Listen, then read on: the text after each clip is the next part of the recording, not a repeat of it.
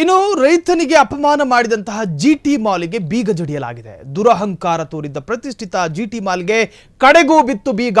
3 ದಿನಗಳ ಕಾಲ ಬಂದ್ ಆಗಲಿದೆ ಜಿಟಿ ಮಾಲ್. ರೈತನ ಒಳಗೆ ಬಿಡದೆ ದುರಹಂಕಾರ ತೋರಿಸಿದಂತಹ ಜಿಟಿ ಮಾಲ್ ಈಗ ಜಿಟಿ ಮಾಲ್ನ ದ್ವಾರಕ್ಕೆ ಬೀಗ ಜಡಿಯಲಾಗಿದೆ.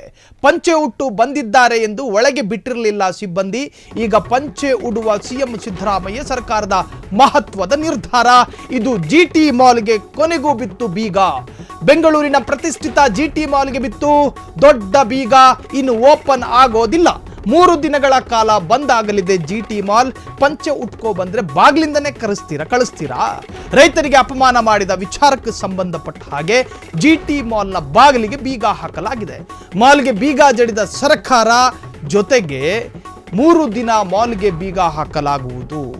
ಯಾರು ಸೆಕ್ಯೂರಿಟಿ ಕೈಯಲ್ಲಿ ಪಂಚೆ ಹಾಕೋ ಬಂದವ್ರನ್ನ ಮಾಲ್ ಒಳಗೆ ಬಿಡಬಾರದು ಅಂತ ಹೇಳ್ಕೊಟ್ಟಿದ್ನಲ್ಲ ಜಿಟಿ ಮಾಲ್ನ ಓನರು. ಇದು ಬಾಗ್ಲಿಗೆ ಬೀಗ ಹಾಕಿರೋದಲ್ಲ, ಜಿಟಿ ಮಾಲ್ ಓನರ್ ಎದೆ ಮೇಲೆ ಬೀಗ ಹಾಕಿರುವಂತಹದ್ದು. ಕಾರಣ ರೈತನಿಗೆ ಮಾಡಿದ ಅಪಮಾನ ಇದೆಯಲ್ಲ, ಅದು ಬಹುದೊಡ್ಡ ವಿಚಾರ. ದೇಶದ ಬೆನ್ನೆಲುಬು ಅಂತ ಕರಿತೀವಿ. ದೇಶಕ್ಕೆ ಅನ್ನ ಕೊಡುವಂತಹ ರೈತನೊಬ್ಬನನ್ನ ಗೇಟ್ನಿಂದಲೇ ನೀವು ಹೊರಗೆ ಕಳಿಸಿ ಅದನ್ನು ಅವಮಾನ ಮಾಡ್ತೀರಾ? ಎಸ್, ಈ ಬಗ್ಗೆ ಜಿಟಿ ಮಾಲ್ನಲ್ಲಿ ಏನು ನಡೆದಿತ್ತಂತಲ್ಲ ದೊಡ್ಡ ಪ್ರಹಸನ. ಆ ಬಗ್ಗೆ ಭೈರತಿ ಸುರೇಶ್ ಕೂಡ ಅಧಿವೇಶನದಲ್ಲಿ ಮಾತನಾಡಿದ್ದಾರೆ. ಏನು ಮಾತನಾಡಿದ್ದಾರೆ ಕೇಳ್ಕೊಂಡು ಬರೋಣ. ಬಂದಾರ ಮಾಡಿಸಿ, ಬಟ್ ಇಲ್ಲಿ ಬೇರೆ ಪ್ರೈವೇಟ್ ಕ್ಲಬ್ಗಳಿದಾವೆ. ಇದೆ ನಮ್ಮ ಬೆಂಗಳೂರಿಗೆ ಸೆಂಚುರಿ ಕ್ಲಬ್, ಬೋರಿಂಗ್ ಕ್ಲಬ್, ಅವೆಲ್ಲ ಟೀ ಶರ್ಟ್ ಹಾಕೊಂಡು ಹೋಗ್ಬಾರ್ದು, ಚಪ್ಪಲಿ ಹಾಕೊಂಡು ಹೋಗ್ಬಾರ್ದು, ಕೋಟ್ ಹಾಕೊಂಡು ಹೋಗ್ಬಾರ್ದು. ಬಹಳ ಕಡ್ಡಾಯ, ಬಹಳ ಇದು ಮಾಡ್ತಾರೆ, ಕಂಡೀಷನ್ ಆಗ್ತಾರೆ. ಅದ್ರ ಬಗ್ಗೆ ಕೂಡ ಕ್ಲಬ್ನವ್ರು ಕೂಡ ಮೇಲೆ ಕೂಡ ಆಕ್ಷನ್ ತಗೊಂಬಂತ. ಮೊನ್ನೆ ಸಭಾಧ್ಯಕ್ಷರೇ ಅಶೋಕ್ ಅಣ್ಣ ಹೇಳ್ದಂಗೆ ಈ ಪಂಚ ಹಾಕೊಂಡು ಚಪ್ಪಲಿ ಹಾಕೊಂಡು ಹೋದ್ರೆ ಈ ಕ್ಲಬ್ಗಳು ಬಿಡಲ್ಲ ಸಭಾಧ್ಯಕ್ಷರೇ. ನಂದೊಂದು ಪ್ರಶ್ನೆ, ಈಗ ನಮ್ಮ ಮುಖ್ಯಮಂತ್ರಿಗಳು ಪ್ರಧಾನಮಂತ್ರಿಗಳಾಗಿದ್ದ ದೇವೇಗೌಡರು ಹೋದ್ರೂ ಆ ಕ್ಲಬ್ಗಳವ್ರು ಹಂಗೆ ಮಾಡ್ತಾರ ಸಭಾಧ್ಯಕ್ಷರೇ? ಅವ್ರಿಗೆ ಹಂಗೆ ಮಾಡಿದ್ರೆ ಅವ್ರಿಗೆ ಗೊತ್ತು ಏನಾಗ್ತದೆ ಅಂತ. ಆದ್ರಿಂದ ಎಲ್ಲಾರ್ಗು ಒಂದೇ ನ್ಯಾಯ ಸಿಗ್ಬೇಕು. ನೀವು ಈ ಪೀಠದ ಮುಖಾಂತರ ಒಂದು ಆದೇಶ ಕೊಡ್ಬೇಕು ಸರ್ಕಾರಕ್ಕೆ. ಬೆಂಗಳೂರಲ್ಲಿ ಕರ್ನಾಟಕದಲ್ಲಿರುವಂತ ಎಲ್ಲ ಕ್ಲಬ್ಗಳಾಗ್ಲಿ ಮಾಲ್ಗಳಾಗ್ಲಿ ನಮ್ಮ ಸಾಂಸ್ಕೃತಿಕ ಉಡುಗೆ ಹೇಳುತ್ತೆ ತನಗೆ ಆದೇಶ ಕೊಡಬೇಕು ಅಂತ. ಸಾಂಸ್ಕೃತಿಕ ಉಡುಗೆ ಏನಿದೆ ಆ ಉಡುಗೆಯನ್ನು ತೊಟ್ಕೊಂಡು ಹೋದ್ರೆ ಅವ್ರಿಗೆ ರೆಸ್ಟ್ರಿಕ್ಟ್ ಮಾಡುವಂಥದ್ದು ಆಗ್ಬಾರ್ದು. ಅವ್ರಿಗೂ ಎಲ್ಲಾರ್ಗೂ ಸಿಗುವಂತದ್ದು ಸವಲತ್ತು ಸಿಗ್ಬೇಕು. ಅವ್ರಿಗೆಲ್ಲಾನು ಒಳಗಡೆ ಹೇಳ್ತಾರೆ ಕ್ಲಬ್ಬಿನ ಹೆಸರು ಹಾಕೊಂಡು ಹೋದ್ರೆ ಬಿಡ್ತಾರೆ. ಎಷ್ಟೋ ಕ್ಲಬ್ಗಳು ಇಲ್ಲ ಸರ್, ಚಡ್ಡಿ ಬಿಡ್ತಾರೆ. ಚಡ್ಡಿ ಹಾಕೊಂಡು ಹೋದ್ರೆ ಬಿಡದೇ ಇದ್ರೆ ಬಂದಾರ ಮಾಡಿಸಿ, ಬಟ್ ಇಲ್ಲಿ ಬೇರೆ ಪ್ರೈವೇಟ್ ಕ್ಲಬ್ಗಳಿದಾವೆ. ಇದೆ ನಮ್ಮ ಬೆಂಗಳೂರಿಗೆ ಸೆಂಚುರಿ ಕ್ಲಬ್, ಬೋರಿಂಗ್ ಕ್ಲಬ್, ಅವೆಲ್ಲ ಟೀ ಶರ್ಟ್ ಹಾಕೊಂಡು ಹೋಗ್ಬಾರ್ದು, ಚಪ್ಪಲಿ ಹಾಕೊಂಡು ಹೋಗ್ಬಾರ್ದು, ಕೋಟ್ ಹಾಕೊಂಡು ಹೋಗ್ಬಾರ್ದು. ಬಹಳ ಕಡ್ಡಾಯ, ಬಹಳ ಇದು ಮಾಡ್ತಾರೆ, ಕಂಡೀಷನ್ ಆಗ್ತಾರೆ. ಅದ್ರ ಬಗ್ಗೆ ಕೂಡ ಕ್ಲಬ್ನವ್ರು ಕೂಡ ಮೇಲೆ ಕೂಡ ಆಕ್ಷನ್ ತಗೊಂಬಂತ. ಮೊನ್ನೆ ಸಭಾಧ್ಯಕ್ಷರೇ ಅಶೋಕ್ ಅಣ್ಣ ಹೇಳ್ದಂಗೆ ಈ ಪಂಚ ಹಾಕೊಂಡು ಚಪ್ಪಲಿ ಹಾಕೊಂಡು ಹೋದ್ರೆ ಈ ಕ್ಲಬ್ಗಳು ಬಿಡಲ್ಲ ಸಭಾಧ್ಯಕ್ಷರೇ. ನಂದೊಂದು ಪ್ರಶ್ನೆ, ಈಗ ನಮ್ಮ ಮುಖ್ಯಮಂತ್ರಿಗಳು ಪ್ರಧಾನಮಂತ್ರಿಗಳಾಗಿದ್ದ ದೇವೇಗೌಡರು ಹೋದ್ರೂ ಆ ಕ್ಲಬ್ಗಳವ್ರು ಹಂಗೆ ಮಾಡ್ತಾರ ಸಭಾಧ್ಯಕ್ಷರೇ?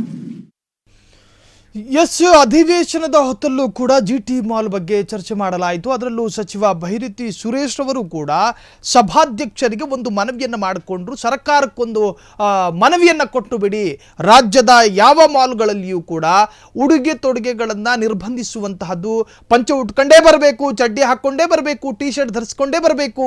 ಪಂಚೆ ಎನ್ನುವಂತಹದ್ದು ಒಂದು ಸಾಂಪ್ರದಾಯಿಕವಾದಂತಹ ಉಡುಗೆ. ಅದು ತೊಟ್ಕೊ ಬಂದರೆ ಏನು ಅಪರಾಧ?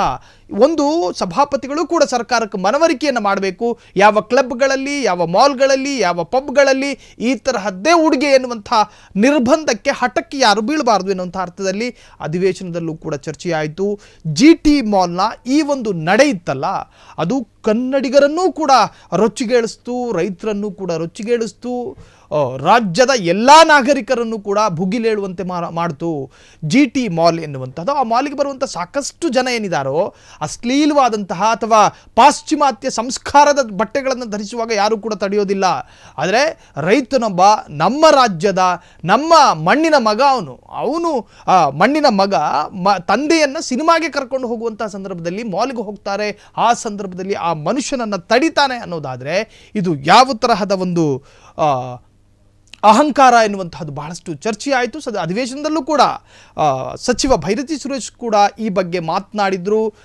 ಒಟ್ಟಾರೆ ಇದಕ್ಕೆ ಈ ಒಂದು ಅಹಂಕಾರ ತೋರಿದಂಥ ಆ ಮಾಲ್ನ ಸಿಬ್ಬಂದಿಗಳನ್ನು ಅಥವಾ ಆ ಮಾಲ್ನ ಮಾಲೀಕರನ್ನು ಕೂಡ ವಿಚಾರಣೆಗೆ ಒಳಪಡಿಸಬೇಕು. ಯಾಕೆ ಈ ಥರದ್ದು ಒಂದು ತೀರ್ಮಾನಕ್ಕೆ ಬಂದರು ಎನ್ನುವಂತಹದ್ರ ಬಗ್ಗೆಯೂ ಕೂಡ ಸಾಕಷ್ಟು ಚರ್ಚೆಗಳಾಯಿತು. ಕನ್ನಡ ಪರ ಹೋರಾಟಗಾರರು, ಕನ್ನಡದ ಸಂಘಟನೆಗಳು ಕೂಡ ಈ ಬಗ್ಗೆ ಆಕ್ರೋಶವನ್ನು ವ್ಯಕ್ತಪಡಿಸಿತು. ರೈತನಿಗೆ ಅಪಮಾನ ಮಾಡಿದಂಥ ಮಾಲ್ ವಿರುದ್ಧ ಜನಾಕ್ರೋಶಗಳು ಕೂಡ ಶುರುವಾಗಿತ್ತು. ಮಾಲ್ಗೆ ಈಗ ಬೀಗ ಹಾಕಲಾಗಿದೆ. 3 ದಿವಸಗಳ ಕಾಲ GT ಮಾಲ್ ಓಪನ್ ಆಗೋದಿಲ್ಲ. ಸಚಿವ ಭೈರತಿ ಸುರೇಶ್ ಹೇಳಿಕೆಯೂ ಕೂಡ ಒಂದಷ್ಟು ಜನರನ್ನ ಸೆಳೀತು. ರೈತನಿಗೆ ಅಪಮಾನ ಮಾಡಿದ್ದಕ್ಕೆ ಸರ್ಕಾರದಿಂದ ಹೊಸ ಆದೇಶಗಳು ಬರಬೇಕು. ರೈತನಿಗೆ GT ಮಾಲ್ಗೆ ಬೀಗ ಹಾಕೋದಕ್ಕೆ ಈಗ ತೀರ್ಮಾನ ಮಾಡಿಕೊಳ್ಳಲಾಗಿದೆ. ಬೆಂಗಳೂರಿನ ಪ್ರತಿಷ್ಠಿತ GT ಮಾಲ್ಗೆ ಈಗ ಬಿತ್ತು ಬೀಗ. ಒಟ್ಟಾರೆ 3 ದಿನಗಳ ಕಾಲ ಬಂದ್ ಆಗಲಿದೆ GT ಮಾಲ್. ಸುದ್ದಿದಿಷ್ಟು ನೋಡ್ತಾ ಇರಿ ಫ್ರೀಡಂ ಟಿವಿ, ಇದು ಜನಸಾಮಾನ್ಯರ ಶಕ್ತಿ.